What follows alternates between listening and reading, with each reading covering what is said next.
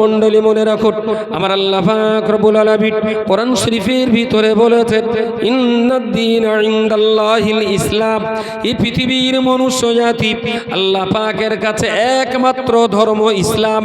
আল্লাহর কাছে শুধুমাত্র কেবলমাত্র একটি ধর্ম, ওই ধর্মটার নামই হলো ইসলাম। আর ইসলাম মানে হলো শান্তি। আর এই শান্তির ধর্ম ইসলাম যারা মেনে চলবে তাদেরকেই বলা হয় মুসলমান। ও বান্দা, মনে রাখতে হবে, মুসলমান হতে গেলে প্রথম তো 7টা কলমা আপনাকেই পড়তে হবে। 7টা কলমার মানে বুঝতে হবে।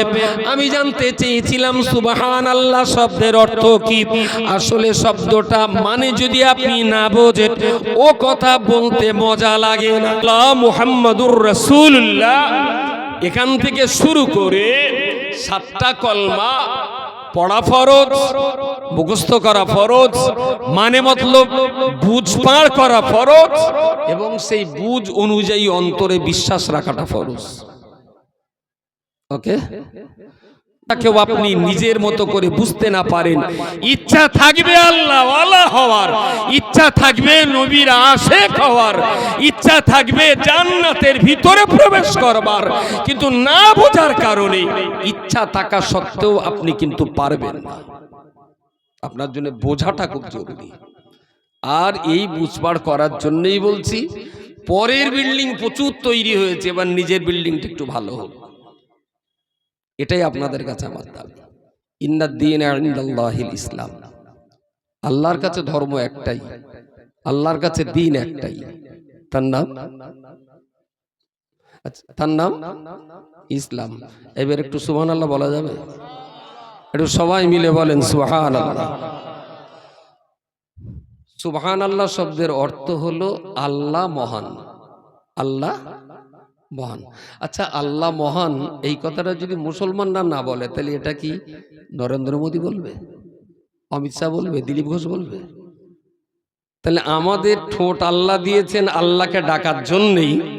যদি আমাদের ঠোঁট দিয়ে আমরা আল্লাহকে না ডাকি, তাহলে এ ঠোঁট দেওয়ার কোনো মানে হয়?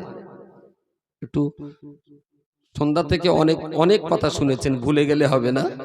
একটু আল্লাহকে ডাকছি, হ্যাঁ আমি তাকবীর দেব। আর আল্লাহু আকবার শব্দের অর্থ হলো আল্লাহ মহান। সুবহানাল্লাহ শব্দের অর্থ হলো আল্লাহ পবিত্র। আল্লাহু আকবার শব্দের অর্থ হলো আল্লাহ মহান। নারায়ে তাকবীর শব্দের অর্থ, নারা মানে উচ্চ আওয়াজ, তাকবীর মানে হলো একত্ববাদ।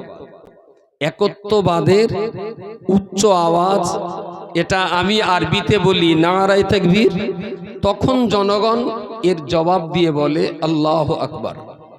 একটু সবাই মিলে বলুন নারায়ে তাকবীর। ইসলাম ধর্মকে ভালোবেসেছি। আচ্ছা, জন্মানোর আগে এইটা কি আল্লাহর কাছ থেকে চেয়ে এসেছিলেন যে আল্লাহ তুমি তো আমারে দুনিয়ায় পাঠাবে, আমার কিন্তু মুসলমান ঘরে পাঠাতে হবে, আমার বাপ যেন মুসলমান হয়, আমার মা যেন মুসলমান হয়, আর আমার মুর্শিদাবাদে পাঠাতে হবে? এরকম কিছু বলে কই এসেছিলেন নাকি? আল্লাহর কাছে কিছু চাওয়া চাবি হয়নি। তাহলে আপনি মুর্শিদাবাদে এসেছেন, এটাও তাঁর ইচ্ছা। ইসলামের ঘরে জন্ম নিয়েছেন, এটাও তাঁর ইচ্ছা।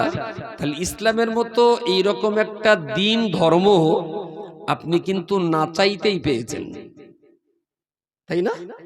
জন্মানোর আগে তো চাওয়া পাওয়া ছিল না, আল্লাহ নিজের থেকেই আপনাকে দিয়েছেন। এবারে আমি বলি, যে মানুষটা জন্মগতভাবে ইসলামের ঘরে জন্ম নেননি ছিলাম, তাহলে আমরা ইসলামের ঘরে বাবা মুসলিম মা মুসলিম, সেই ঘরে জন্ম নিয়ে আমিও মুসলিম, এটা এক ধরনের মুসলমান। আর ইসলাম ছাড়া অন্য ঘরে জন্ম নিয়ে 18 বছর বয়সে তিনি চাইছেন আমি একটু ইসলামের ঘরে ঢুকবো। এবার আপনি বুঝবেন যে অ্যাকচুয়াল ইসলামটা কতটা দামি। সাহাবীটার নাম হলো মুসআব বিন উমাইর রাদিয়াল্লাহু তাআলা আনহু। আপনাকে আমি শুধু বুঝতে অনুরোধ করছি যে আপনি ইসলামের ঘরে জন্ম নিয়েছেন, আর মুসআব বিন উমাইর কাফেরের ঘরে জন্ম নিয়েছিলেন, নাস্তিকের ঘরে জন্ম নিয়েছিলেন। আপনি ইসলামের ঘরে জন্ম নেওয়া মুসলিম, আর মুসআব বিন ওমর নাস্তিকের ঘরে জন্ম নিয়ে 18 বছর বয়সে মুসলিম হচ্ছেন। এই দুটো জীবনের পার্থক্যটা একবার বুঝতে আমি অনুরোধ করব। মুসআব বিন ওমর কি রকম ব্যক্তিত্ব ছিলেন তিনি?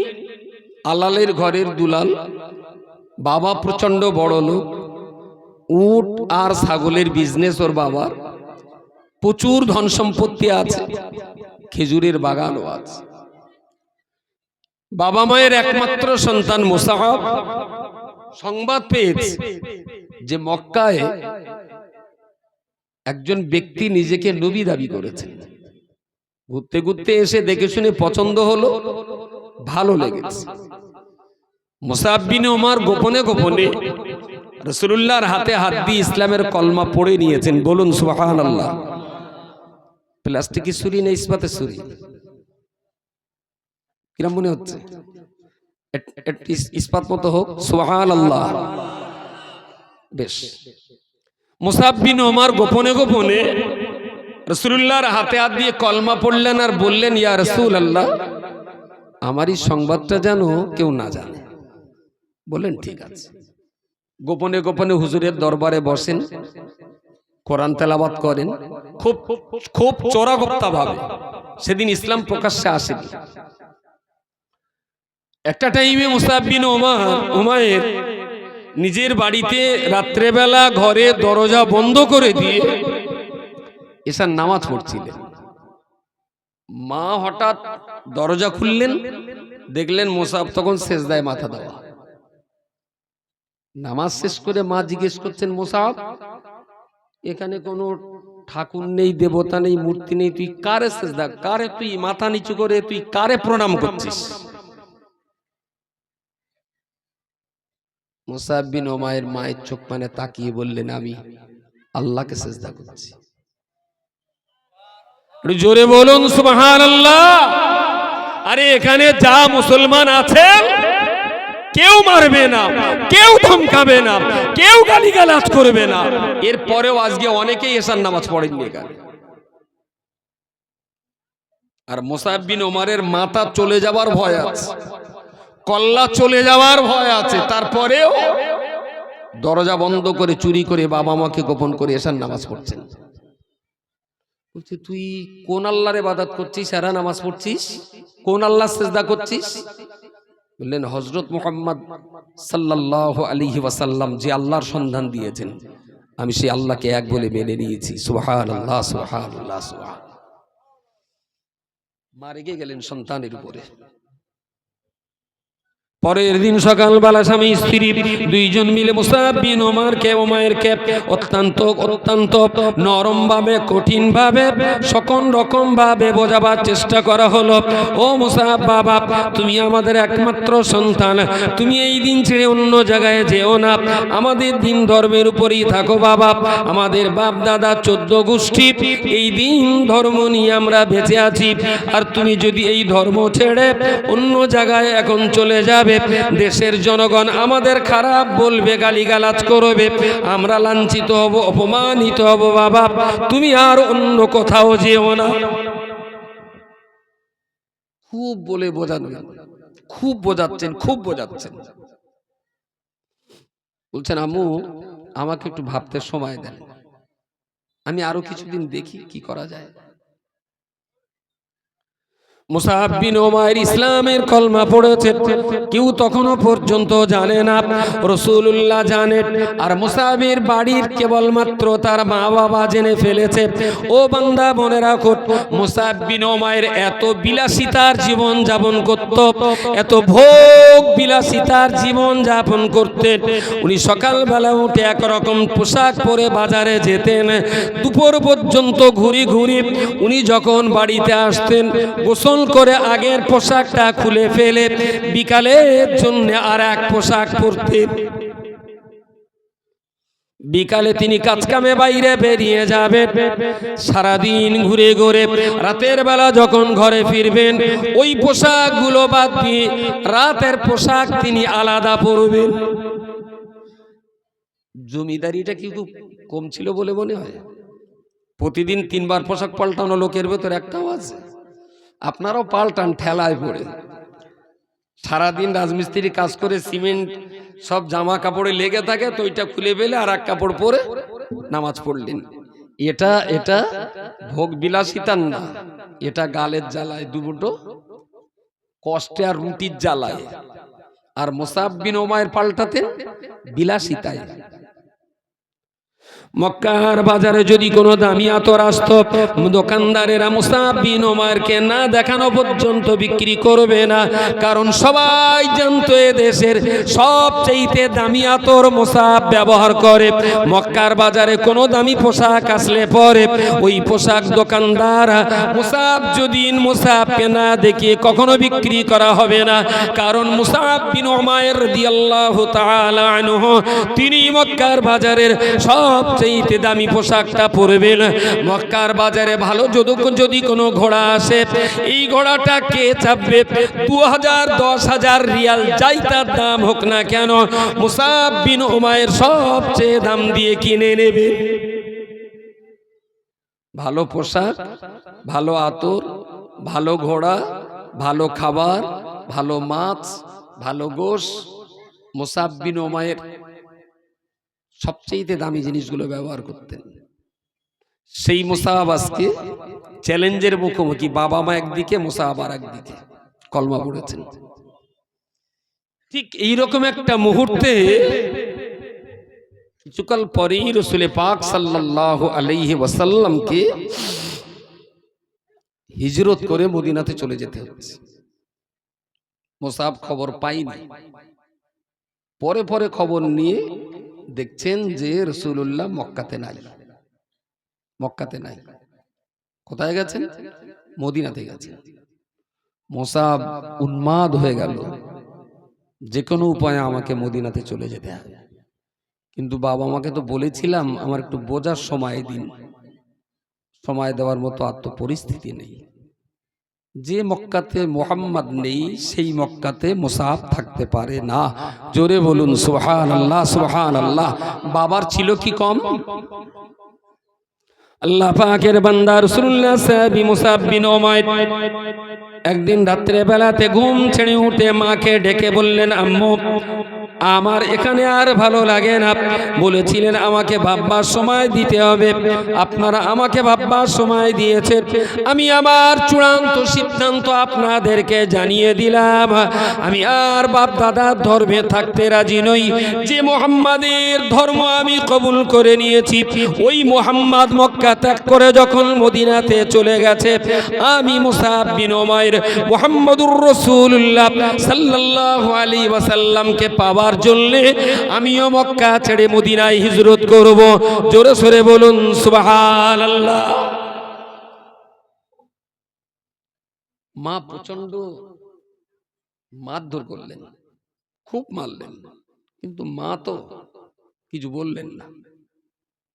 শেষ পর্যন্ত বললেন, আম্মু তুমি চড়াতে পারো, চাবুক চালাতে পারো, তলোয়ার দিয়ে কাটতে পারো, কিন্তু আমার ভিতরের বিশ্বাসটুকু বার করার ক্ষমতা কিন্তু তোমার নেই।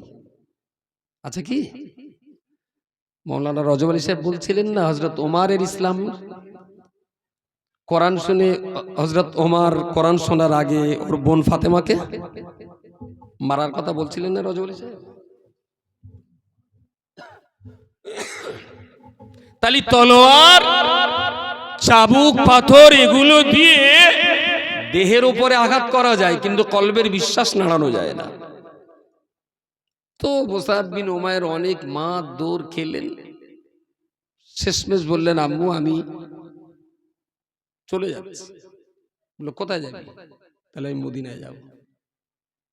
এই রাত্রিবেলা তুই আছিস কোথায় আর মদিনা কোথায়? এত দূরের পথ, মরুভূমি, পাহাড়, বালুকাময় জায়গা, তাতে আবার পথে 1400 ব্যাপার, তোর না আছে ঘোড়া, না আছে গাধা, তুই একা এই রাত্রিবেলা মদিনার যাবার সাহস দেখাস কি করে? মুসাব বললেন, যার আল্লাহ আছেন তার আর ভয় করার কোনো দরকার পড়ে না। জোরে বলুন সুবহানাল্লাহ, সুবহানাল্লাহ। আপনি মুসলমানের ঘরে জন্ম নেওয়া মুসলিম, আর মুসাব বেদিনের ঘরে জন্ম নেওয়া মুসলিম, দুটো ইমানের একটু বুঝবার চেষ্টা করুন। কোনো মতেই যখন বেটাকে রোধ করানো গেল না, মা বললেন, তা তুই যখন আমাদের ধর্ম তোর ভালো লাগে না, তা তোর গায়ে যা জামা কাপড় আছে ওগুলো তো সব তো আমাদের কেনা, তোর বাপের কেনা। তা আমাদের দিন ধর্ম ভালো লাগে না, আমাদের জামা কাপড় ভালো লাগে?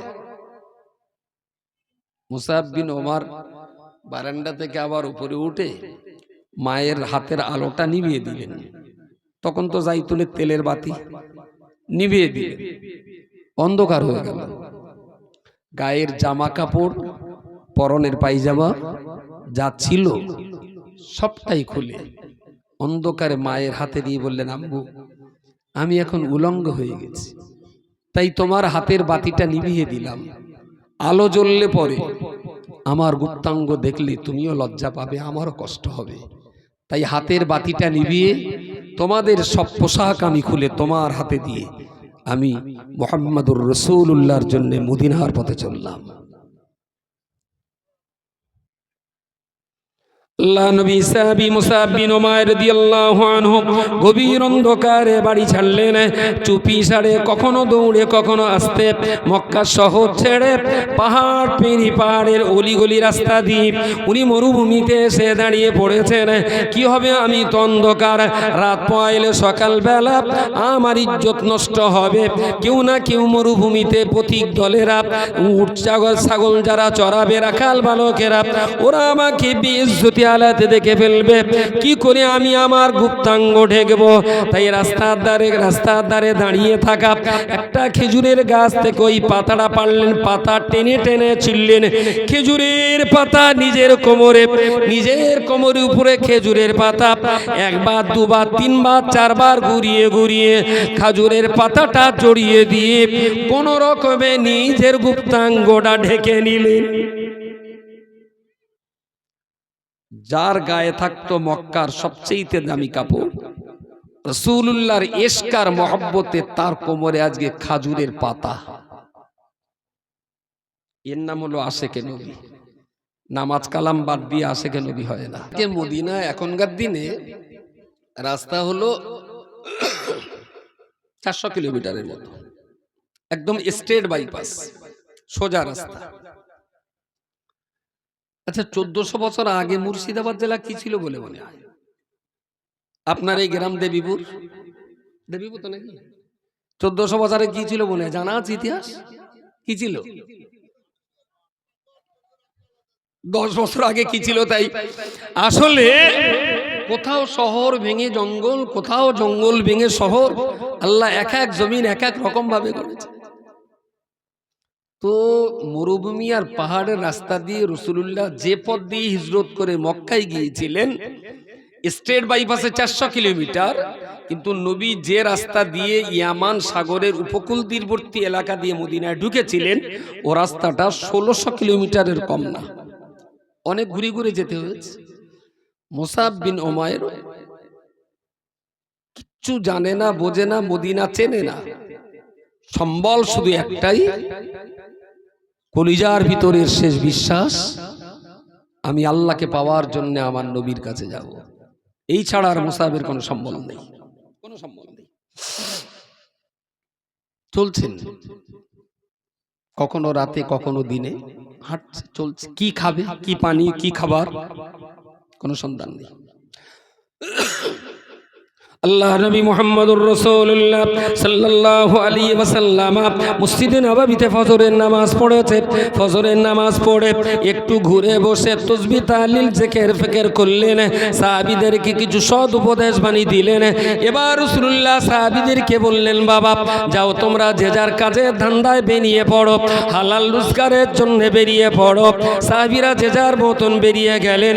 রাসূলুল্লাহ মসজিদ থেকে যখন বাইরে পা নামালেন, মসজিদের নিচে পা রাখার সঙ্গে সঙ্গে একটা একেবারেই মেলানদের একটা মানুষ উঠে দাঁড়িয়ে সামনে দাঁড়িয়ে রাসূলুল্লাহর দিকে তাকিয়ে বললেন, আসসালাতু ওয়াসসালামু আলাইকা ইয়া রাসূলুল্লাহ। বিশ্বনবী মুহাম্মদুর রাসূলুল্লাহ সাল্লাল্লাহু আলাইহি ওয়াসাল্লাম ছেলেটার মুখের দিকে তাকিয়ে সালামের জবাব দিলেন। মুখের নাক নকশা চেহারা দেখে রাসূলুল্লাহ অবাক হয়ে হাত বাড়িয়ে মুসাফা করলেন। মুখের দিকে তাকিয়ে বললেন, হাল আনতা মুসাব। ও বাবা, বলো বলো, তুমি কি মক্কা সেই মুসাব বিন উমাইর রাদিয়াল্লাহু আনহু? বিশ্বনবীর বুকের মাঝখানে জড়িয়ে ধরে বললেন, ইয়া রাসূলুল্লাহ, ইয়া হাবিবাল্লাহ, আনা মুসাব বিন উমাইর। হুজুর, আমি উমাইরের পুত্র মুসাব। রাসূলুল্লাহ বললেন, আরে মুসাব, মক্কার সবচেয়ে দামি কাপড়টা তোর গায়ে থাকতো, আজকে কেন তোর কোমরে খেজুরের পাতা? মক্কার সবচেয়ে দামি পোশাকটা তোর জন্য, সবচেয়ে দামি ঘোড়াটা তোমার জন্য, সবচেয়ে ভালো খাবার তোমার জন্য। ও বাবা সাহাবী, বলো বলো, মুসাব বলো বলো, তোমার এই করুণ পরিণতি হয়েছে কিভাবে? বলে, ইয়া রাসূলুল্লাহ, ইয়া হাবিবাল্লাহ, আপনার কাছে আসবো বলে মা আমায় বলেছিল, তুই যখন আমার ধর্ম ছেড়ে দিবি, আমাদের কোনো পোশাক তুই ব্যবহার করবি না। ইয়া রাসূলুল্লাহ, ইয়া হাবিবাল্লাহ, নাস্তিক বেঈমান বিশ্বাসঘাতকদের ওই পোশাক পরে থাকা আমি আর ভালো মনে করিনি। ইয়া রাসূলুল্লাহ, মায়ের হাতের আলোবাতি নিভিয়ে দিয়ে আমার পোশাকগুলোকে মায়ের হাতে ছুড়ে দিয়ে খেজুরের পাতা দিয়ে ইজ্জত রেখে আজ হাঁটতে হাঁটতে কতদিন পরে এখানে পৌঁছে গেছি। বিশ্বনবী মুহাম্মদুর রাসূলুল্লাহ সাল্লাল্লাহু আলাইহি ওয়াসাল্লাম মুসাব বিন উমাইরকে বাম হাত দিয়ে বুকের ভিতরে জড়িয়ে ধরে ডান হাত পেতে সাহাবীদেরকে বললেন, বাবা সাহাবী, তোমাদের ভিতরে কারো যদি এক টুকরো কাপড় যদি বেশি থাকে, ওই কাপড়টা আমার মুসাবের জন্য তোমরা দিয়ে দাও। মুসলমান কারে বলে বলুন? মুসলমান হতে গেলে কি লাগে বলুন? মুসাব বিন উমাইরকে নিয়ে রাসূলুল্লাহ একটা সাহাবীর বাড়িতে দিলেন, বললেন, তুমি এখানে থাকো, এখানে থাকো, আমি দেখছি। কিছুদিনের ভিতরেই ডাক পড়লো ওহদের যুদ্ধে। রাসূলুল্লাহ হিজরত করেছেন 51 বছরে, 51 বছরে না 53 বছরে, 51 বছরে মেয়ারাজ হয়েছে, 53 বছরে হিজরত করেছেন। আজ হিজরতের দ্বিতীয় বছর হয়েছে জঙ্গে বদর, তৃতীয় হিজরিতে হয়েছে জঙ্গে উহুদ। উহুদ যুদ্ধের আগেই মুসাব বিন উমাইরের মক্কা ছেড়ে মদিনা যাত্রা। কিছুকাল পরেই উহুদের যুদ্ধের ডাক এলো, সবাই গেলেন, রাসূলুল্লাহ গেলেন। যে যুদ্ধে হযরত হামজা রাদিয়াল্লাহু আনহুকে হিন্দা নির্মমভাবে শহীদ করেছিল, সেই যুদ্ধেই মুসাব বিন উমাইর। প্রিয় নবী মুহাম্মদুর রাসূলুল্লাহ সাল্লাল্লাহু আলাইহি ওয়াসাল্লাম উহুদ যুদ্ধে মোকাবেলা করার জন্য সাহাবীদেরকে নিয়ে উহুদের ময়দানে গেলেন। একজন সাহাবীকে একটা একটা জায়গায় দাঁড় করিয়ে দিলেন, তোমরা এখানে দাঁড়াবে, এই তোমাদের কাজ। আর একটা দলকে আর এক জায়গায় দাঁড় করিয়ে তাদের কর্মকাণ্ডের দায়িত্ব বুঝে দিলেন। এইভাবে এক এক দলের নেতৃত্বে এক একজনকে দিয়ে উহুদের ময়দানের বিভিন্ন জায়গায় তাদের ডিউটি ভাগ করে দিলেন। যুদ্ধ চলল বীর বিক্রমে। একটা জায়গায় প্রচন্ডভাবে মুসলমানদের ক্ষতি হয়ে গেল, দারুণভাবে মুসলমানরা কঠিন মুসিবতের মধ্য দিয়ে গেলেন। কিন্তু আল্লাহর যেটা ইচ্ছা, শেষ পরিণতির একটা সময়ে মক্কার বেদিন মুশরিকরা যারা মদিনায় যে রাসূলকে হত্যা করতে গিয়েছিল, তারা উহুদের ময়দান ছেড়ে পালিয়ে গেলেন। জোরে সোরে বলুন সুবহানাল্লাহ। ক্ষতি হলো। 70 জন সাহাবী যারা শহীদ হয়েছিলেন উহুদের যুদ্ধে, এরা সবাই কোরআনের হাফেজ ছিলেন। এইটাই ছিল সবচেয়ে বড় দুঃখজনক। যাই হোক, বেদিনরা যখন ময়দান ছেড়ে পালিয়েছে, রাসূলুল্লাহ বললেন সাহাবীদের, যারা জীবন্ত ছিলেন, সুস্থ ছিলেন, তাদের বললেন, দেখো যারা অসুস্থ আছে ওদের চিকিৎসার ব্যবস্থা করাও।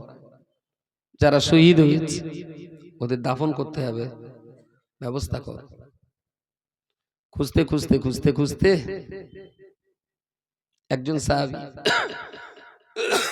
রাসূলুল্লাহর কাছে এসে বললেন, ইয়া রাসূলুল্লাহ, দাফন তো করব, আর ময়দানে যারা শহীদ হন ওদেরকে আলাদা কোনো কাফন দেওয়া হয় না। আমরা জানি গায়ে যে রক্ত বেরোয় এই রক্তটা না পাক, জামা কাপড়ে লেগে গেলে জামা কাপড় পাক না করা পর্যন্ত ওই জামা কাপড়ে নামাজ হয় না। কিন্তু যুদ্ধ ময়দানে মুসলিম শহীদ যারা, ওদের রক্ত জামা কাপড়ে লাগার পরেও ওই রক্তমাখা জামা কাপড় দিয়েই তাদের কাফন দেওয়ার ব্যবস্থা করা হয়, ওদের আর নতুন কোনো কাফনের ব্যবস্থা করা হয় না। তো একজন এসে বললেন, হুজুর, একজন সাহাবী মারা গেছেন, তার জামা কাপড় যা ছিল ছিঁড়ে কেটে যদি হাঁটু ঢেকতে যাই তো আবার মুখ আলগা হয়ে যাচ্ছে, আর যদি মুখ ঢেকতে যাই তো হাঁটু ডালগা হয়ে যাচ্ছে। তার মানে বলা যেতে পারে গলা থেকে হাঁটু পর্যন্ত ঢাকা যাচ্ছে, পুরো পাও ঢাকা যাচ্ছে না, আবার মাথাটাও ঢাকা যাচ্ছে না। বললেন, এরকম একজন আছে? তা বললেন, হ্যাঁ আছে। প্রিয় রাসূল সাল্লাল্লাহু আলাইহি ওয়াসাল্লাম বললেন, আমাকে একটু নিয়ে চলো। গেলেন সেই জায়গায়, চেহারা দেখে হাওয়া করে কাঁদছেন, শুধু কাঁদছেন, শুধু কাঁদছেন। আহারে, এটা তো সেই মুসাব বিন উমাইরের লাশ, যে প্রতিদিন 3 বার করে পোশাক পরিবর্তন করত। আজ ইসলামের কলমা পড়ার কারণে মৃত্যুর পরে এক টুকরো কাফনও তার জুটছে না। বিশ্বনবী মুহাম্মদুর রাসূলুল্লাহ সাল্লাল্লাহু আলাইহি ওয়াসাল্লাম মুসাব বিন উমাইরের মুখের কাছে দাঁড়িয়ে ওখানে তিনি আল্লাহর কাছে দুহাত তুলে ফরিয়াদ করে বললেন, ও আল্লাহ পাক রব্বুল আলামিন, এ মুসাব তো এত জমিদারি, এত ভোগ বিলাসিতার জীবন তার ছিল, শুধুমাত্র ইসলামের জন্য মুসাব তার বাপকে ত্যাগ করেছে, ইসলামের জন্য এই মুসাব বিন উমাইর তার মাকে ত্যাগ করেছে, ইসলামের জন্য এই মুসাব তার বাবার অগাধ সম্পত্তির লোভ লালসা ত্যাগ করে দিয়েছে। এই ইসলামের জন্য মুসাব বিন উমাইর খেজুরের পাতা পরে মক্কা থেকে মদিনায় চলে এলো। আজকে যে কাপড়ের টুকরোটা পরে আছে ওটাও তনল একজনের দান করা কাপড়, আবার সেই কাপড়টা না হাঁটু আর মুখ দুটোই ঢাকা যায়, কোন রকমে মুখটা খালি রেখে হাঁটু পর্যন্ত ঢেকে দেওয়ার পরামর্শ দিলেন। আল্লাহর কাছে দুহাত ভরে বললেন, আল্লাহ, মুসাব বিন উমাইরের জন্য জান্নাতি পোশাক যদি আপনি বরাদ্দ না করেন, আমি রাসূলুল্লাহ দোয়া শেষ করব না।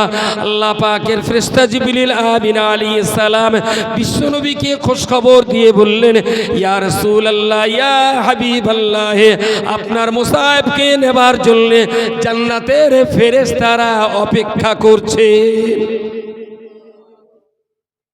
হুজুর, আপনি শুধু কবরটা দিয়ে দিন, বাকিরা জান্নাতের হুর গেলেবান ফেরেশতা ওরা দেখে নেবে, হুজুর ছেড়ে দিন।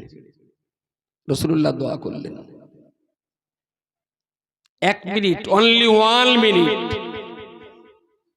আমার বাপের নাম শামসুর রহমান, আমার মার নাম ফাতেমা বিবি, দুজনেই মুসলিম। মুসাব বিন উমাইরের বাপও ছিল নাস্তিক, মাও ছিল নাস্তিক। 18 বছর বয়সে মুসাব নাস্তিকের ঘর থেকে বেরিয়ে ইসলামের ঘরে ঢুকেছে, আর আমরা ইসলামের ঘরেই জন্ম নিয়েছি। ইমানটা কার বেশি বলে মনে হয়? মুসলমানের ঘরে জন্ম নেওয়া? আসলে আমরা তো ইসলামটা সহজে পেয়েছি, কিন্তু মুসাব বিন উমাইর কি ইসলাম পাওয়ার জন্য বাপ ছাড়তে হয়েছে, মা ছাড়তে হয়েছে, বাড়ি ছাড়তে হয়েছে, উট ভেড়ার দল ছাড়তে হয়েছে, খাজুরের বাগান ছাড়তে হয়েছে, ভোগ বিলাসিতা সব ছাড়তে হয়েছে। কিসের জন্য? আপনি জিন্দেগিতে ইসলামের জন্য কি ত্যাগ করেছেন? তাদের সঙ্গে পার্থক্য আমাদের এইটাই। প্রিয় শ্রোতামণ্ডলী, আমি আপনাকে যুদ্ধ ময়দানে যেতে বলতে পারি না, আমি আপনাকে মুসাবের মতো উলঙ্গ হয়ে খাজুরের পাতা জড়িয়ে মদিনায় হিজরত করতে বলতে পারি না, আমি আপনাকে খাওয়া পিনা বন্ধ করে দিয়ে যুদ্ধের ময়দানে শহীদ হওয়ার কথা বলতে পারি না। তবে আমি তো এটা বলতে পারি, আপনি কেটে খাওয়া গরিব দুস্থ মানুষ, আপনি কেটে খানা, আপনি রাজমিস্ত্রি কাজ করছেন, কৃষিকার্য আপনি করছেন, কেউ বা মিস্ত্রি, কেউ বা লেবার, কেউ বা ফেরিয়ালা, কেউ বা মুটে মজুর কাজ করছেন, আলহামদুলিল্লাহ হালাল রোজগারের জন্য আপনি যেটাই করছেন সেটাই যত্ন সহকারে করতে থাকুন। আমি বিশ্বাস করি ওই কাজ কামের মধ্য দিয়েও যদি প্রতিদিন আপনি আপনার দ্বীন ধর্ম ইসলামকে নিয়ে যদি একটু একটু করে যদি পড়তে পারেন, একটু একটু করে যদি বুঝতে শেখেন, প্রতিদিন যদি একটু একটু করে আপনি আপনার দিনটাকে আদর যত্ন করে শিখতে পারেন, তবেই তো একটা টাইমে আপনি ভালো জায়গায় পৌঁছাতে পারেন।